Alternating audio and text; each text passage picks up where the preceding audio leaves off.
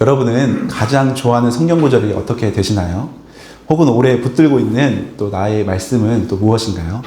물론 성경 66권 전체가 다 우리가 붙들어야 할 말씀이고 우리 마음에 새겨야 할 부분이지만 또 각자마다 주신 말씀들, 또 마음에 새기는, 또 오래 붙들고 있는 말씀이 있을 것 같습니다. 저는 사실 올해 주신 말씀 중에 시편 143편 8절 말씀이 있었습니다. 아침에 나로 하여금 주의 인자한 말씀을 듣게 하소서. 송구영신 예배 때 이제 말씀을 저희가 나눠드렸잖아요. 저는 딱 이 말씀을 이제 받게 됐어요. 물론 이것이 점괘처럼 이 말씀이 막 이런 건 아니지만 제가 송구영신 예배 때 어떤 마음이었냐면 이제 새해가 되면 새벽 예배를 시작해야 하는데 제가 새벽에 대한 소망함이 너무 크거든요. 그리고 새벽으로 인해서 10대 때, 20대 때 많은 은혜를 받았기 때문에 새벽 예배에 대한 소망이 커서 개척교회를 시작하면 새벽 예배를 꼭 드리리라 이런 마음이 있었는데 또 한 가지 아쉬운 부분은 제가 체력이 강하지가 않습니다. 그러다 보니까 또 삶의 패턴이 밤늦게까지 좀 연구하고 묵상하고 이런 걸 좋아하다 보니까 항상 늦게 자는 버릇이 있습니다. 그래서 새벽에 대한 육체적 부담이 있었습니다. 그런데 말씀을 딱 받는 순간 아침에 나로 하여금 주의 인자한 말씀을 듣게 하소서, 이 말씀을 딱 받으면서 주님 새벽에 반드시 깨우겠습니다, 이런 결단이 더 들었으면서 원래는 조금 천천히 하려는 그 마음을 바로 시작하자 해서 1월 첫 주부터 새벽 예배를 시작했는데 하나님께서 감사하게도 저뿐만 아니라 아침에 사모하는 영혼들을 보내셔서 함께 뜨겁게 기도하는 매일 아침 얼마나 감사하고 은혜로운지 모르겠습니다. 그리고 사실 개척교회다 보니까 어떻게 한 걸음 나아가야 할지, 아무리 많은 계획을 세워도 어떻게 인도함 받을지를 모르는 게 한 걸음 한 걸음의 그 발걸음인데, 내가 주 의뢰함이니이다, 내가 다닐 길을 알게 하소서, 내가 내 영을 주께 드림이니이다. 그래서 주님, 저의 영을 드리니까 우리 교회가 가야 할 길, 또 제가 가야 할 길을 알려주소서. 그래서 매일 아침마다 주 앞에 물으라는 뜻이구나 하면서 제가 매일 아침마다 묻고 주의 은혜를 구하고 있습니다. 그러니까 얼마나 은혜 가운데 인도해 주시는지 너무 참 감사한 시간을 보내고 있습니다. 새벽 예배 안 나오신 분들에게 제가 나오라는 부담을 드리려고 드리는 말씀이 아니라 주님께서 주신 은혜가 커서 잠깐 나누게 되었습니다. 아마 각자마다 주신 또 말씀이 있고 그때그때마다 또 감동을 주시는 말씀들이 있을 겁니다. 그래서 우리로 하여금 말씀으로 하루하루 걸어갈 수 있도록, 또 말씀으로 우리가 살아갈 수 있도록 인도하십니다. 사실 우리가 감정대로 살자면 수시로 변하는 게 우리 감정이잖아요. 근데 하나님은 말씀이라는 변하지 않는 진리의 약속을 우리에게 주셔서, 축복을 주셔서 우리로 하여금 말씀을 기준으로 살아갈 수 있도록 인도해 주십니다. 그 성경 66권 중에서 3만 개가 넘는 구절이 있습니다. 3만 1,000몇 개의 구절이 있는데 그 중에서 사람들이 가장 많이 찾는 구절을 꼽으라고 하면 무엇인지 아시나요? 전 세계 사람들이 가장 많이 검색하고 가장 많이 암송하면서도 가장 사랑하는 단 한 구절을 꼽으라고 한다면 무엇인지 아시나요? 오늘 우리가 읽은 3장 16절 말씀입니다. 스마트폰의 성경 앱마다 가장 많이 검색되는 말씀이고 가장 많이 공유하는 말씀이 바로 우리가 읽은 3장 16절 말씀이라는 겁니다. 그래서 하나님이 세상을 이처럼 사랑하사 독생자를 주셨으니 이는 그를 믿는 자마다 멸망하지 않고 영생을 얻게 하려 하십니다. 아마 여기 주일학교 출신들은 아마 많이 찬송으로도 불렀을 겁니다. 하나님이 세상을 이처럼 사랑하사 하는 노래와 율동으로 배웠는데요. 저도 기억나는 게 손가락으로 했던 겁니다. 그래서 하나님이 세상을 이처럼 사랑하사 독생자를 주셨으니 이렇게 되더라고요. 그래서 생각이 나더라고요. 그래서 이 율동과 이 교육은 굉장히 중요하구나 생각이 들었습니다. 아무튼 우리가 찬송으로도 또 율동으로도 익숙하게 외웠던, 또 누구나 다 암송하는 구절입니다. 그래서 혹시 잃어버렸던 분들은 오늘 암송하시면 되겠습니다. 그리고 성경 3장 16절은 세계인들이 가장 사랑하는 성경 구절로 꼽혔습니다. 특히 영국 월드비전이 172개국의 평균 월별 구글 검색량을 분석해보니까 세계인들이 가장 사랑하는 이 말씀이 요한복음 3장 16절, 무려 매달 210만 건의 압도적인 검색량을 보이고 있다고 합니다. 이 성경 구절이 사랑받는 이유에 대해서 이렇게 해석했는데요. 기독교의 핵심 교리를 짧고 명확하게 요약한 이 말씀 안에는 인간에 대한 하나님의 사랑, 하나님의 아들이신 예수님, 기독교인이 되는 것과 영생의 관계를 모두 담고 있기 때문이다. 이렇게 월드비전이 발표하기도 했습니다. 그리고 이 말씀 구절이 많은 연예인들과 많은 유명인들이 이제 TV에서도 이제 소개하고 했었는데, 특별히 2009년에 한 번쯤 들어보셨을 텐데, 미국 대학 미식축구 챔피언 결정전에서 스타 쿼터백이었던 팀 티보우라는 이 사람이 눈 밑에 검은 아이블랙을 칠하고 그 위에 흰 글씨로 요한복음 3장 16절에 영어로 이렇게 양눈 밑에 썼습니다.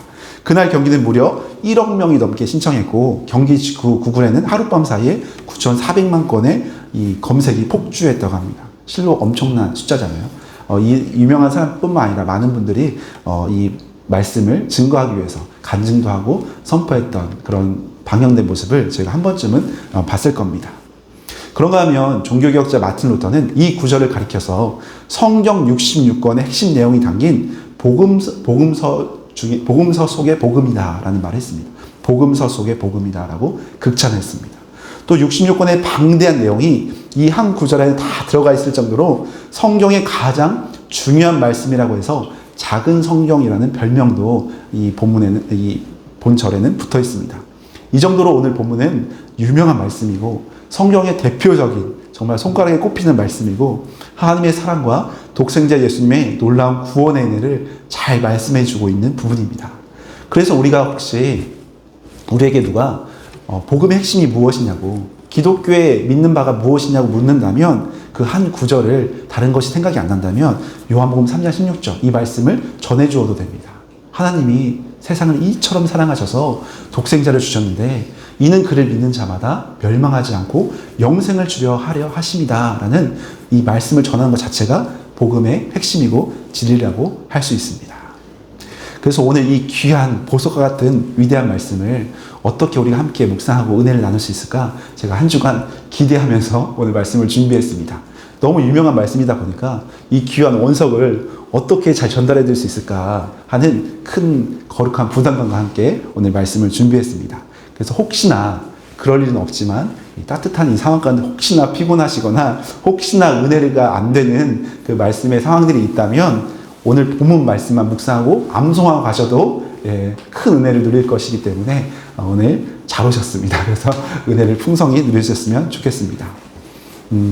이 말이 너무 유명하다 보니까 우리가 쉽게 취급할 수 있습니다. 그래서 어느 신학자는 익숙함이야말로 영광을 보지 못하게 만드는 가장 큰 적이다 이런 말도 했거든요.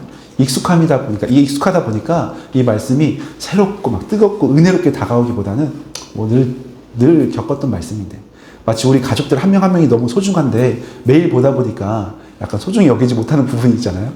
요즘 제가 교회 열심히 하다 보니까 아이들이 많이 서운해하고 있습니다. 하필 방학이 되었습니다.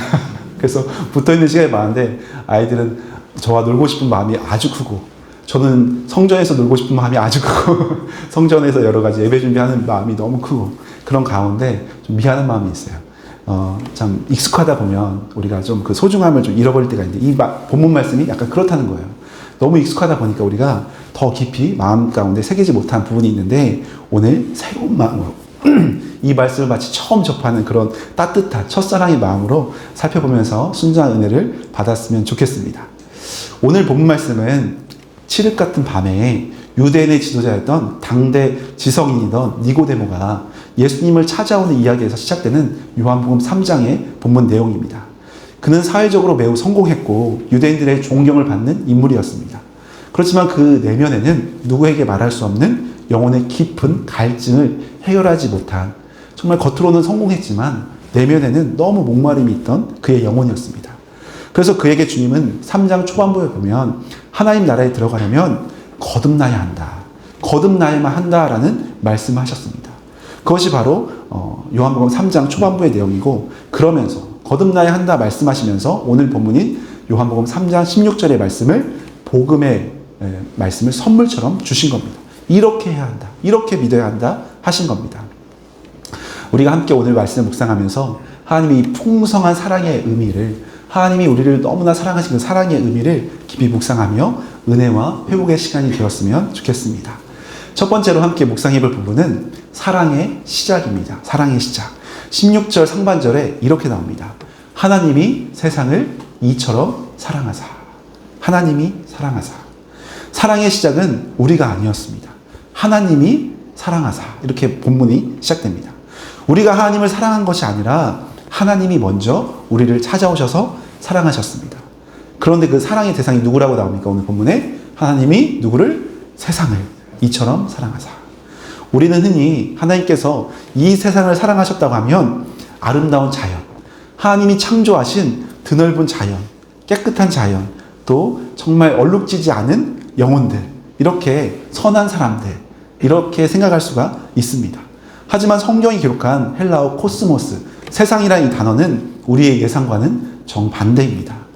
오히려 아름다운 자연만을 의미하는 것이 아니라 하나님을 거역하고 죄로 인해 망가진, 하나님을 대적하는 타락한 인간을 포함하고 있는 내용이기 때문입니다. 하나님 없이도 잘 살 수 있다고 믿는 사람, 더 나아가서 하나님을 무시하고 자기 욕심대로 살려는 사람을 말하고 있는 겁니다. 하나님께 간섭하지 마세요. 내 마음대로 살아가려는 반항적인 상태, 그게 바로 세상의 모습입니다. 사실 멀리 볼 것도 없습니다. 하나님을 알기 전, 또 내 마음대로 살려고 했던 우리의 옛 모습, 혹은 주님을 믿는다고 하면서 여전히 내 고집대로 살고 있는 바로 우리 자신의 모습이 넓은 의미에서는 세상이라고 할 수 있습니다. 그러니까 하나님이 세상이라 할 때 우리 모두를 이처럼 사랑하사라고 볼 수도 있습니다. 우리가 아는 일방적인 사랑의 공식은 무엇인가요? 네, 한번 생각해 보시면 우리가 누군가를 좋아할 때, 물론 이유 없이 좋아할 때도 있지만 대체적으로는 이유를 자연스럽게 먼저 찾습니다. 머리로는 안 찾아도 우리의 몸이 찾습니다. 마음으로 찾습니다. 우리가 누군가를 사랑할 때 조건을 먼저 보는 것이 솔직한 사랑의 마음입니다. 저를 속물 취급하지 마세요. 저만 그런 게 아니라 사람은 다 그런 심리가 있습니다. 잘생겨서, 예뻐서, 스펙이 좋아서, 또 나에게 잘해줘서, 또 무엇을 잘해서, 능력이 좋아서 그 사람을 내 호감이, 또 좋아하는 마음이 생길 수 있습니다. 어느 유명한 고대 철학자도 인간의 사랑은 가치 있는 대상에게 끌리는 감정이다라고 표현했습니다. 인간의 사랑은 가치 있는 대상에 끌리는 감정이다. 즉 사랑받을 만한 자격이 있어야 사랑한다는 거예요. 이것은 무엇 때문에 어떤 이유가 있어서 사랑한다는 그런 마음인 겁니다. 상대감이 호감이 있어야 사랑이 성립되는 일종의 거래와도 같은 그런 모습입니다. 그런데 하나님의 사랑은 우리의 상식과 정반대된다는 겁니다. 하나님은 우리가 훌륭해서, 우리가 남들보다 잘나서 사랑하신 것이 절대 아닙니다. 우리가 세상 속에 있을 때 하나님을 밀어내고 죄로 인해 전혀 사랑스럽지 않던 바로 그때 그 모습 그대로 우리를 사랑하신 겁니다. 그래서 종교개혁자 마틴 루터는 이 감격스러운 진리를 이렇게 표현했습니다. 죄인이 사랑받는 것은 그가 아름답기 때문이 아닙니다. 하나님께서 그를 사랑해 주시기 때문에 비로소 아름다워지는 겁니다. 라는 표현을 했어요. 우리가 사랑받는 것은 아름답기 때문이 아닙니다. 하나님께서 우리를 사랑하시기 때문에 우리가 아름다워지는 거예요. 그런 의미에서 오늘따라 여러분 더욱더 아름다워 보입니다. 하나님의 풍성한 사랑을 받고 있기 때문이라고 믿습니다. 사람들의 사랑은 네가 아름다우면 사랑해 줄게. 너가 이런 모습으로 비춰지면 나는 사랑할 수 있어 라고 조건을 내세울 수 있습니다. 그래서 우리는 늘 누군가에게 인정받기 위해서, 또 세상에서 나름대로 쓸모있는 사람이 되기 위해서 애쓰며 살아갈 때도 많습니다. 본능적으로 사랑은 참 그렇습니다. 그 과정에서 얼마나 많이 지치고 상처받을 때도 많겠어요. 나는 이렇게까지 노력하는데 저 사람은 왜 이렇게 나에게 함부로 하는가? 인간관계 속에서도 저 사람은 도대체 나에게 왜 이럴까 하는 속상할 때가 있잖아요. 다 본인과 같은 마음이 아니잖아요. 다 사람들이. 하지만 하나님의 속성은, 그 사랑은 전혀 다릅니다. 내가 부족해도, 내가 연약해도, 심지어 내가 나를 바라볼 때도 내가 봐도 내 단점이 크게 보일 때가 있지 않습니까? 내가 나를 봐도 나는 왜 이럴까 하는 자괴감이 들 때가 있습니다. 나는 이것밖에 안 될까? 스스로 낙심이 찾아올 때 그 순간에도 주님은 말씀하시는 겁니다. 내가 너를 사랑한다. 내가 너와 함께한다. 넌 나의 사랑하는 자녀이다. 라는 놀라운 선포를 하시는 겁니다. 이것이 바로 그럼에도 불구하고 무조건적으로 사랑해 주시는 하나님 아버지의 마음입니다. 저도 이 말씀을 준비하면서 하나님의 마음을 조금 이렇게 느끼면서 있는 모습 그대로 사랑하시는 그 마음이 느껴져서 너무나 감사했습니다. 저도 제가 저를 볼 때 답답할 때가 많고, 제가 저를 볼 때 이제 개척을 하고 시작하니까 제 모습이 노출되더라고요. 제 모습이 제 스스로 노출이 되면서 왜 나는 이거밖에 안 될까? 왜 이렇게 부족할까 하는 그 전에 보이지 않던 숨겨져 있던 단점들이 이렇게 내 스스로 밝혀지니까 괴로운 거예요. 그래서 하나님 앞에 하나님 어떻게 할까 기도의 제목으로 삼고 나아가니까 하나님께서 오히려 나 연약함까지 사랑하시는 그 하나님의 사랑이 느껴지니 그 앞에 통곡할 수밖에 없었습니다. 눈물 흘리며 주 앞에 엎드릴 수밖에 없었습니다. 나 같은 죄인은 어떻게 살아가실까? 나같이 부족한 자를 어떻게 사랑하실까 하는 은혜 가운데 엎드릴 수밖에 없는 것이 성도의 반응입니다. 우리의 모습이 그렇습니다. 우리가 어떤 모습에 있든 주님은 우리를 사랑하시고 우리를 품어주시기를 원하십니다. 이 사실이 우리에게 얼마나 큰 위로가 되나요? 이제 하나님 앞에는 괜찮은 척, 또 사람들에게 보이는 것처럼 아무렇지 않은 척 꾸미지 않아도 된다는 겁니다. 삶의 무게에 짓눌려서 초라해진 모습 그대로 우리가 주 앞에 나아가도 주님은 받아주신다는 겁니다. 하나님은 우리의 조건을 보시는 분이 아닙니다. 나라는 존재 자체, 나라는 하나님의 형상을 닮은 하나님의 그 존재 자체를 여전히 사랑하고 여전히 품고 여전히 함께하고 사랑으로 인도하시기를 원하시는 분이십니다. 오늘 본문 말씀에서 하나님이 세상을 이처럼 사랑하사라고 말씀하신 것은 주님께서 우리를 아무런 조건 없이 끝까지 사랑하기로 작정하셨다는 그 굳은 결심과 뜻이 담겨 있습니다. 하나님께서 강권적으로 먼저 시작하신 사랑이고 하나님께서 책임지시고 완성하시는 변치 않는 영원한 사랑입니다. 우리는 이러한 하나님의 특별한 사랑을 이미 받고 누리고 있는 주님의 특별한 자녀인 줄로 믿습니다. 또한 두 번째로 묵상임을 부르는 하나님의 사랑의 방법이라는 겁니다. 사랑의 방법. 사랑의 방법은 오늘 16절에 하나님이 세상을 이처럼 사랑하사 독생자를 주셨으니, 하나님 우리를 사랑하는 방법이 독생자를 주셨다라고 나옵니다. 사랑은 말로만 완성되지 않습니다. 말뿐인 사랑은 아마 얼마 가지 못할 겁니다. 사랑은 반드시 행동과 책임이 따릅니다. 하나님의 사랑도 감정적인 사랑으로 끝나지 않으셨습니다. 하나님은 우리를 향해서 그 사랑을 분명하게 친히 증명해 주셨습니다. 성경은 짧지만 분명하게 말씀합니다. 독생자를 주셨다. 하나님의 유일하신 아들 성자 예수님을 우리를 위해 보내주셨다라고 말씀합니다. 어떻게 하나님께서 자신의 하나밖에 없는 아들을 십자가에서 찢기시고 피 흘리는 것을 허락하시면서까지 우리를 위해 이 땅에 보내주실 수 있다는 말씀입니까?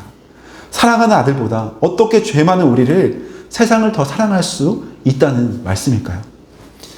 우리도 자녀를 키워보시면 아시겠지만 나의 자녀가 먼저지 남의 자녀가 먼저인 경우는 흔치 않잖아요. 일단 심리적으로 또 우리가 본성적으로 내 자녀를 챙기는 것이 부모의 당연된 도리고 마음입니다.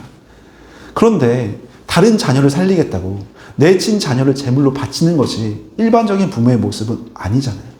그렇기 때문에 하나님의 아버지의 마음은 이해할 수 없는 사랑입니다. 십자가의 고통을 당한 아들 예수님의 입장도 처절한 사랑이지만 오늘은 특별히 아버지 하나님의 심정으로 우리가 본문을 묵상해 보려고 합니다.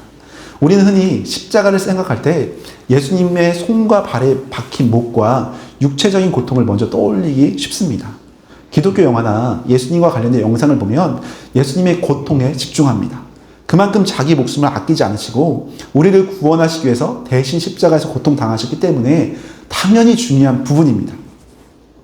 이 패션 오브 크라이스트에서 영화에서도 보면 예수님의 고난에 집중하여 촬영했습니다. 그래서 고난의 부분이 굉장히 대부분을 차지하는데요. 그래서 주인공 인터뷰를 나중에 보니까 진짜 연기하면서 죽는 줄 알았다는 그런 고백을 하더라고요. 너무 힘들고 아파서 대역을 안 쓰고 직접 하는데 정말 이러다 죽겠다라는 고통이 찾아왔다고 합니다.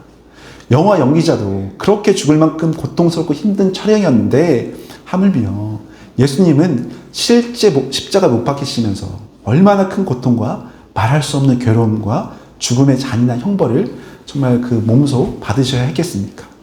얼마나 우리를 사랑하시면 자신의 몸을 아낌없이 우리를 위해서 헌신하시며 내주셨겠습니까? 예수님의 이 사랑과 희생은 그 무엇으로도 비교할 수 없는 정말 큰 희생과 사랑의 모습입니다. 그런데 요한복음 3장 16절의 말씀을 자세히 보면 이렇게 나옵니다. 독생자를 주셨으니. 하나님 아버지가 독생자를 주셨으니 라고 말씀합니다. 독생자를 주신 분이 누굽니까? 하나님 아버지. 부모의 마음은 차라리 내가 아픈 게 낫지 자녀가 고통받는 것을 그대로 지켜보는 것만큼 힘든 일은 없습니다. 내 살이 찢기는 것보다 자녀의 고통을 보는 것이 더 괴로운 것이 부모의 본질적인 마음입니다. 그래서 병상에서 오랜 기간 고통 가운데 투병하는 어린 자녀를 둔 부모님들의 인터뷰들을 우리가 기사로 접하게 되면 우리 아이 대신에 차라리 내가 아프고 싶다고, 차라리 자녀의 고통을 보는 것보다 내가 아픈 게 더 낫겠다고 눈물 흘리며 고백하는 그런 부모님의 모습들을 우리가 주변에서도 쉽게 찾아볼 수 있습니다. 하물며 그렇게 피투성이가 된 십자가에 달리신 예수님의 모습을 보는 아버지 하나님의 마음은 어떠하겠습니까? 아마 성자 예수님 대신에 성부 하나님께서 대신 아프고 대신 고통받고 싶은 심정이었을 거예요. 구약성경 창세기 22장에 가면 이와 닮은 너무나 비슷한 장면을 펼쳐지는 부분이 나옵니다. 아브라함이 100세에 얻은 눈에 넣어도 아프지 않은 그 귀한 아들을, 하나밖에 없는 금이야 오기야 키웠던 그 아들을, 이삭을 바쳐야 하는 내용입니다. 창세기 22장 2절에 보니까 이렇게 나옵니다. 너의 아들, 너의 사랑하는 독자 이삭을 데리고 모리아 땅으로 가서 내가 내게 일러준 한 산, 거기서 그를 번제로 드리라 말씀하거든요. 주님도 아셨습니다. 너의 사랑하는 독자 이삭, 되게 강조하잖아요. 그냥 네 아들을 가서 바쳐라 해도 아들이 하나니까 알아들을 텐데, 너의 사랑하는 독자 이삭, 뭔가 강조한 부분이 느껴지나요? 너가 가장 사랑하는 너의 하나밖에 없는 독자, 그 이삭, 너의 웃음을 주는 그 이삭을 주님께 드리라는 겁니다. 그냥 조용히 숨을 거두게 하는 것도 아니고, 마지막에 보면 그를 번제로 드려요. 번제. 불에, 우리 아이들이 들으면 오해할 것 같은데, 귀를 막고 우리 아이들은 불에 태워드리는 제사라는 거거든요. 인신제사예요. 말도 안 되는 이 상황을 어떻게 부모로서 순종할 수 있겠습니까? 아무리 하나님 말씀이라도 어떻게 자녀를 번제로 드리라고 합니까? 그런데 하나님의 명확한 말씀에 그 믿음의 조상답게 순종합니다. 묵묵히 모리아 땅으로 가서, 한 산에 가서 아브라함이 떨리는 손으로 칼을 들어 아들을 내리치려 했던 그 절체절명의 그 순간에 다급한 음성이 들려옵니다. 명화를 하나 가져왔거든요. 밑에는 이제 이삭, 아브라함이 칼로 대려는 그 순간에 하나님이 천사를 보내서 아브라함아, 아브라함아, 그 아이에게 내 손을 대지 말라, 아무 일도 그에게 하지 말라라는 그 급박성이 느껴지는 그림입니다. 하나님은 이 아브라함의 마음의 중심을 보셨기에 그를 멈추게 하셨습니다. 그리고 숯불에 걸린 수장을 준비하셔서 이삭 대신 제물로 바치게 합니다. 아브라함은 안도의 눈물을 흘리면서 아들을 돌려받는 기적을 경험했습니다. 이것이 우리가 아는 여호와 이레, 미리 예비하시고 준비하시는 하나님의 은혜였습니다. 그런데 그로부터 2000년이 흘렀습니다. 그러니까 이게 BC 2000년 대략 그때쯤 일어나고 예수님이 그 뒤 2000년 후에 이 땅에 오신 겁니다. 아브라함이 이삭을 바치려 떠났던 그 모리아 땅, 여기 모리아 땅으로 가서 독자 이삭을 바쳤잖아요. 근데 데자뷰 하듯이 모리아 땅에 가서 골고다 언덕이 모리아 땅이 있거든요. 골고다 언덕에서 하나뿐인 아들을 동일하게 바치는 사건이 일어납니다. 그런데 아브라함이 독자 이삭을 바치는 그 사건과 데자뷰 되는 모습이지만 이루어지는, 그 진행되는 상황은 전혀 다르게 흘러갑니다. 이번에는 하나님의 하나뿐인 아들, 예수님이라는 그분이 십자가라는 고통의 제단 위에 매달린 상황입니다. 하나님의 독생자 예수님은 십자가 위에서 절규하셨습니다. 엘리 라마 사박다니, 나의 하나님 어찌하여 나를 버리셨나이까 하면서 버림받는 고통 가운데 울부짖으셨습니다. 모리아산에서는 아브라함을 그토록 다급하게 말리셨던 하나님이셨잖아요. 다급하게 천사를 보내서 하지 말라고, 살리라고 그렇게 하셨던 하나님인데, 당신의 아들이 죽어가는 그 순간에는 당장이라도 천군천사 수많은 천사를 보내실 수 있는 능력이 있는 분임에도 불구하고 멈춰라, 당장 그만둬라 소리쳐야 함에도 마땅히 함에도 불구하고 그날에는 갈보리 언덕에는 무거운 침묵만이 흘렀습니다. 하나님은 끝까지 매몰차게 간섭하지 않으시고 침묵하셨습니다. 아니, 침묵하셔야만 했습니다. 왜냐하면 이 십자가를 통해 죄인인 우리를 대신 살리셔야 했기 때문입니다. 아버지 하나님은 피눈물을 머금고 아들의 손을 놓아줘야만 했습니다. 하나님은 아브라함의 아들은 살리셨지만 정작 자신의 아들, 하나님의 아들이신 예수님은 끝까지 죽음으로 내모셨습니다. 아버지의 고통과 아버지의 절규가 느껴지는 고통의 현장이었습니다. 그러니까 우리가 누리고 있는 하나님의 사랑은 아무런 희생 없이 그냥 주님이 성령체 말로만 주어진 사랑이 아닙니다. 하나님은 말로만 우리를 사랑한다, 내가 너를 용서한다, 나와 함께하자 한 분이 아니십니다. 아들을 잃는 상실의 아픔, 자신의 심정이 찢겨지는 그 고통을 기꺼이 감당하시면서까지 우리를 사랑하신 겁니다. 구원은 우리에게는, 우리 입장에서는 값없이 주어지는 은혜의 선물이지만 하나님께는 자신의 전부를 거신, 아니 모든 고통을 다 감수하시면서까지 감당하신 가장 큰 희생이셨다는 겁니다. 그래서 오늘 우리가 누리는 이 평안은 하나님의 그 아픈 침묵과 희생 위에서 피어난 사랑임을 잊지 마시기 바랍니다. 그래서 오늘도 예배 가운데 또 우리가 살아갈 때 이 크신 하나님 아버지의 사랑 앞에 겸손히 감사함으로 나아가는, 사랑에 젖어서 사랑에 감격하여 나가는 주의 백성들 되시기를 소망합니다. 마지막 한 가지만 더 살펴볼 텐데요. 사랑의 결과입니다. 하나님께서는 왜 우리를 사랑하셔서 이토록 엄청난 대가를 치르셨는가 16절 하반절에 말씀합니다. 이는 그를 믿는 자마다 멸망하지 않고 영생을 얻게 하려 하심이라. 우리에게 멸망하지 않고 영생을 얻게 해주시려고, 영원한 생명을 주시려고 영생을 허락하시기 위해 우리 가운데 사랑을 베푸신 겁니다. 성경이 말하는 영생은 우리가 생각하는 것보다 훨씬 더 깊고 풍성한 의미를 담고 있습니다. 그래서 성경에 쓰인 헬라어에는 생명을 뜻하는 세 가지의 대표적인 단어가 나옵니다. 첫 번째는 비오스라는 단어입니다. 생물학적인 생명입니다. 즉 먹고 사는 생존의 문제입니다. 오늘날 생물학을 뜻하는 바이올로지의 어원이 되기도 합니다. 비오스. 아침에 눈을 뜨면 오늘은 무엇을 먹고 살지? 의식주를 해결하고자 하는 그 생존의 본능입니다. 동물들이 본능적으로 숨을 쉬고 먹이를 찾아 헤매는 것과 똑같은 모습입니다. 성경은 우리가 재물을 의지하고 육신의 건강에만 매달리는 삶을 비오스라고 부릅니다. 이 비오스의 육체적 생명은 이 땅에서 잠시고 반드시 끝이 있습니다. 아무리 좋은 음식을 먹고 매일 건강을 관리해도 비오스의 생명은 결국 흙으로 돌아가는 유한한 생명입니다. 그렇다고 이 비오스가 무시하란 말은 아닙니다. 우리가 이 땅을 사는 동안 동물적 감각으로 육체를 입고 있기 때문에 이 비오스의 생명 또한 중요합니다. 그런데 둘째는 푸시케입니다. 푸시케. 우리의 마음과 지성, 자아를 가진 인격적 생명을 말합니다. 심리학을 뜻하는 사이콜로지가 여기서 나왔습니다. 우리가 사랑하고 슬퍼하고 자존심을 지키고 무언가 자아를 실현하고자 애쓰는 우리의 감정적인 영역, 인격적인 영역이 바로 푸시케의 생명입니다. 누군가에게 인정받고 싶고 내 이름이 드높아지길 원하고 지식을 쌓아서 인격적인 성숙을 이루려는 삶이 푸시케의 생명입니다. 그래서 비오스, 앞서 말한 육체적 생명보다는 좀 더 고귀한 것 같잖아요. 그래서 비오스의 어떤 생명이 좀 충족되면 사람 누구나 푸시케의 생명을 더 추구하려는 마음이 있습니다. 그러나 푸시케 역시 한계가 있다는 겁니다. 사람들의 평판 한마디에 우리는 마음이 흔들릴 때가 참 많습니다.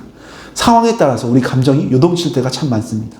죽음이란 거대한 장벽, 두려움이 우리 안에 휩쓰이면 아무런 힘을 발휘하지 못하는 것이 또한 연약한 푸시케의 생명입니다.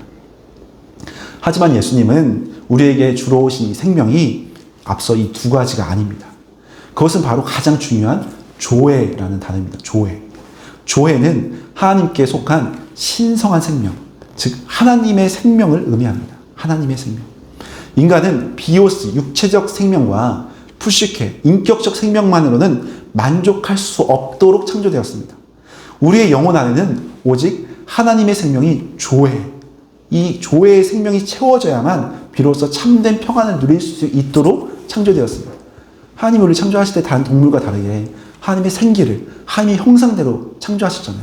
그게 조회의 생명입니다. 주님이 십자가에서 독생자의 목숨을 내놓으신 이유는 단순히 우리의 비오스, 육체적인 건강을 챙겨주시려거나 푸시케, 우리의 인격, 감정, 마음을 위로해 주시기 위함이 전부가 아닙니다. 하나님과 연결된 그 영원한 생명, 이 조회를 우리 안에 다시 회복시켜 주시기 위함입니다. 그래서 우리가 비오스, 육체적 결핍 때문에 또 푸시케, 마음의 상처 때문에 낙심할 때가 참 많지만 그것 때문에 우리가 좌절할 필요가 없다는 겁니다. 이미 예수 그리스도를 믿는 우리 안에는 세상이 줄 수도 없고 빼앗을 수도 없는 주님의 생명, 조회가 흐르고 있습니다. 이 영원한 생명이 있는 자는 주님과 함께 영광스러운 삶을 이 땅에서뿐만 아니라 하나님 나라에서 영원토록 기쁨 가운데 누릴 것이라고 말씀하고 있습니다. 이것은 단순히 오래도록 사는 시간적인 연장을 의미하는 것이 아닙니다. 그냥 산소호흡기를 하고 시간을 연장하는 그런 의미가 아닙니다. 하나님과의 친밀한 최상의 행복의 관계 속에서 누리는 아주 풍성하고 질적으로 다른 가장 복되고 영광스러운 삶을 말합니다. 사실 인간의 언어로 이 영광스러운 삶을 표현할 길은 사실 없습니다. 그럼에도 불구하고 이 조의 생명, 이 영광스러운 영원한 생명을 우리가 누린다면 얼마나 기쁘겠습니까? 그래서 많은 신학자들이 이 조의 생명, 이 영광스러운 생명이 무엇일까? 이 영원한 생명이 무엇일까? 이 땅의 단어로 어떻게 표현할 수 있을까? 많은 연구들을 했습니다. 그러다가 저도 여러 자료들을 찾아보다가 팀 켈러 목사님이 우리 삶의 목적, 영광스러운 영생의 삶을 거룩한 사랑의 춤, 댄스로 표현했어요. 미국 감성이 있어서 그런지 아마 사람이 제일 기쁘면 어떻게 하죠? 예를 들어서 어떤 정말 자기가 원하는 거에 합격했습니다. 엄청 고생하다 합격을 했어요. 그럼 어떻게 되죠? 소리와 함께, 환호성과 함께 몸치도 몸을 흔듭니다. 너무 좋아가지고. 안 해보셨군요. 너무 기쁘면 정말 나의 한계를 뛰어넘는 기쁨이 나에게 찾아오면 나도 모르게 환호성과 온몸에 춤을 추잖아요. 막 기뻐서. 혼자 있을 땐 더 그러실 겁니다. 아마 그래서 정말 거룩한 춤이다라는 표현을 했어요. C.S. 루이스도 하나님은 춤과도 같은 분이다. 아마 가장 기쁠 때 사람이 할 수 있는 게 환호성과 춤이라서 이런 표현을 하지 않았을까 추정해 봅니다. 삼위일체이신 성부, 성자, 성령 하나님은 영원 전부터 서로 완벽하게 사랑해 오셔서 서로를 높이고 서로를 기뻐하는 완벽한 사랑의 하나된 공동체였다는 겁니다. 그래서 마치 환상적인 호흡을 맞추면서 즐겁게 추는 춤과 같다고 삼위일체 하나님을 많은 위대한 신학자들이 표현하고 있습니다. 하나님은 그 기쁨이 너무나 커서 그 은혜가 너무나 커서 하나님도 춤을 추시는 분이라는 거예요. 우리를 창조하시면서 이 행복한 삼위일체 하나님의 기쁨의 춤을 함께 추자고 사랑의 춤으로 우리를 초대하셨던 겁니다. 초대하시면서 우리와 함께 가자. 그래서 그 형상도 우리에게 부어주신 겁니다. 그런데 사람들이 죄를 지어서 죄가 들어오고 그 완벽한 사랑의 춤에 대열해서 이탈하게 됩니다. 하나님 중심이었던 그 사랑의 춤에 대열해서 이제는 나 중심으로 살아가는 쾌락을 추구하는 타락이 일어난 겁니다. 내가 내 인생의 주인공이 되어서 나만을 위하여 살려고 할 때 결국 타락하고 고립되어 갔습니다. 성경은 이것을 멸망이라고 부릅니다. 멸망은 단순히 사라지는 것, 끝나는 것이 아니라 사랑의 하나님으로부터 끊어져서 영원히 자기 자신이라는 좁은 감옥에 갇히는 절망과 실패와 영원한 심판을 의미하는 겁니다. 예수님께서 왜 십자가에서 그토록 처절하게 버림받으셔야만 했습니까? 주님이 십자가에서 아버지와 끊어지는 그 비참한 멸망을 대신 다 겪으심으로 이제 우리가 다시 사랑의 춤, 성삼일체 하나님의 완전하신 그 사랑 안으로 들어갈 은혜가 우리에게 허락되었다는 겁니다. 이것이 바로 성경이 말하는 영원한 생명, 영생입니다. 영생은 단순히 죽어서 하늘나라에 가는 장소의 이동의 이런 개념이 아닙니다. 지금 여기서부터 나를 중심으로 춤추는 인생을 멈추고 나를 사랑하신 하나님의 손을 꼭 붙잡고 그분과 함께 기쁨의 춤을, 영원한 춤을 추는 영광스러운 삶을 사는 것이 바로 영생이라는 겁니다. 이 땅에서 주는 생명은 결국 마르고 끝이 날 수밖에 없습니다. 그렇지만 주님이 주시는 조의 영원한 생명은 결코 마르지 않고 풍요롭고 영광스럽고 기쁨이 충만한 삶입니다. 우리도 이 거룩한 춤으로 우리를 초대하시는 주님의 손을 꼭 붙잡고 주님께서 우리를 진정한 안식과 영원한 기쁨을 누릴 수 있도록 주님 안에 믿음 안에 나아가는 우리 모든 성도님들 되시기를 소망합니다. 말씀을 맺겠습니다. 사랑하는 여러분, 요한복음 3장 16절은 우리를 향한 하나님의 놀라운 사랑의 고백을 하고 있습니다. 오늘 말씀 세상이라는 단어 대신에 우리가 한번 자기 이름을 넣어서 고백하면서 마무리를 했으면 좋겠는데요. 하나님이 세상을 이처럼 사랑하셨잖아요. 오늘 들은 말씀을 기억하면서 하나님이 자기 자신을 누구를 이처럼 사랑하사 한번 고백하면서 하나님의 그 음성을 듣는 시간이 되었으면 좋겠습니다. 한번 같이 고백해 보겠습니다. 시작. 하나님이 지은 이를 이처럼 사랑하사 독생자를 주셨으니 이는 그를 믿는 자마다 멸망하지 않고 영생을 얻게 하려 하심이라. 아멘. 하나님이 여러분 한 명 한 명을 독생자를 주시기까지 이처럼 사랑하셔서 우리에게 영원의 생명을 주시려고 우리 가운데 찾아오셨습니다. 주님께서 이 시간 우리의 마음을 두드리십니다. 주님만 믿고 주님만 따르고 주님과 손 꼭 붙잡고 기쁨에 영광에 춤을 추자고 영광의 은혜 가운데 나아가자고 우리를 초대하십니다. 그 풍성한 사랑을 우리가 믿음으로 반응하면서 주 앞에 더 가까이 나아가며 주님만 신뢰하는 우리 모든 성도님들 되시기를 예수님의 이름으로 간절히 축원합니다.